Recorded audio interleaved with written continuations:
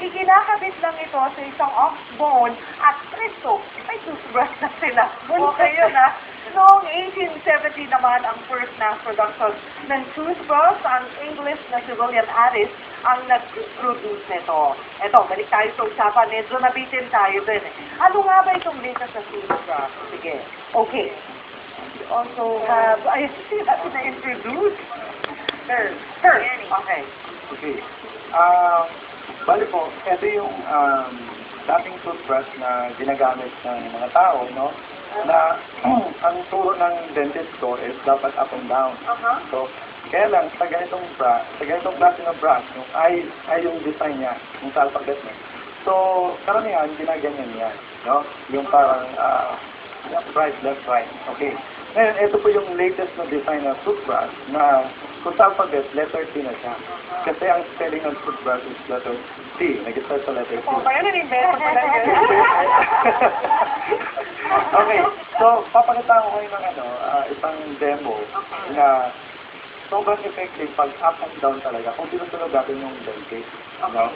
So, ito, example, ito yung nag-represent ang ngipin. No? Tapos, gumamit tayo ng powder. No?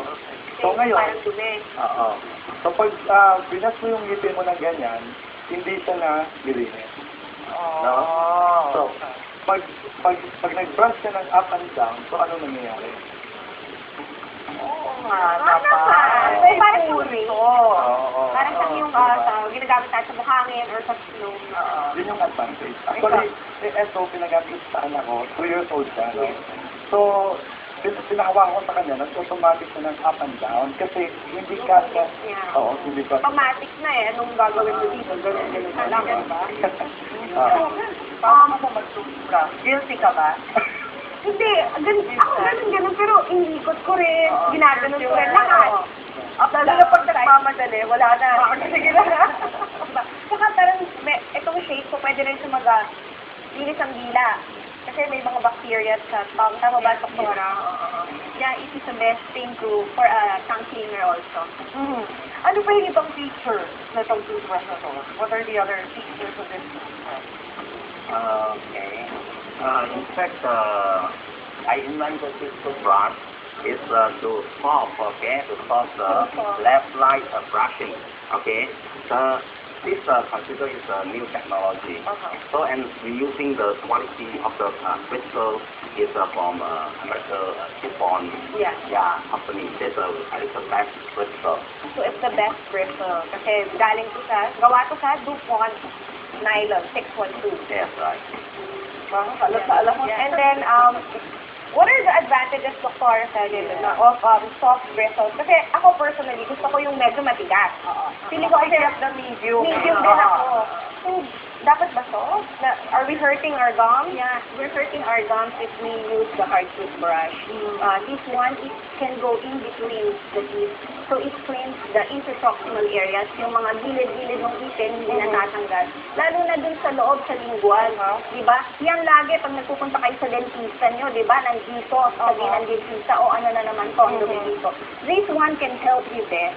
Kasi kaya niya talaga matanggal yung nasa lingual. Yung mga mahirap tanggalin ng ordinary toothbrush, dito kaya-kaya siya. And then, I recommend this talaga. You recommend this? And then, how long do you recommend brushing for? Kasi usually recommend yung dentist with a regular toothbrush na parang 2 minutes. So, same 2 minutes. 2 minutes here. But this one, parang ang sarap gamitin eh. Napapatagal ka more than 2 minutes. So, experiment mo ba? And then, you mentioned kanina na nakakatanggal to ng stain. Like coffee or tea or soda stain or cigarette stain sa teeth. Does it remove stains better than a regular toothbrush? Prevent. It prevents. Because you use it regularly, this kind of brush, you can prevent the stains. Ano po yung reason kung ba't nape-prevent? Kasi, mas nalilinis eh. From the regular brush kasi, hindi siya talaga hindi siya natatanggal. But from this one, because of the bristles, nakakaya siya. And the motion also. And the motion, and the shape. Parang, siya easy access.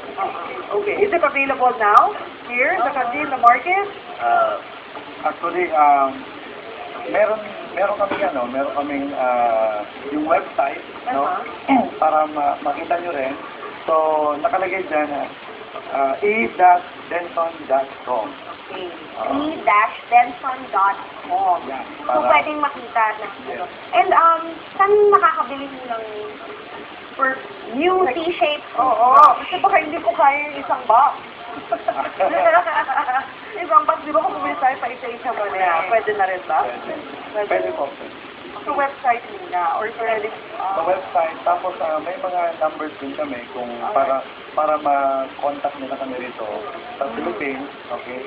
And, nakalagay na sa screen. TV screen natin siguro. Oo. Ayan, naka-flash na po sa screen yung number kung gusto niyo pong i-contact. Okay. Maraming salamat. So, nag-invent ng The new T-shaped toothbrush. magkita-kita tayo muli sa mga susunod na araw para sa mas marami pang latest dito lang, siyempre, sa Tapos na Sinto.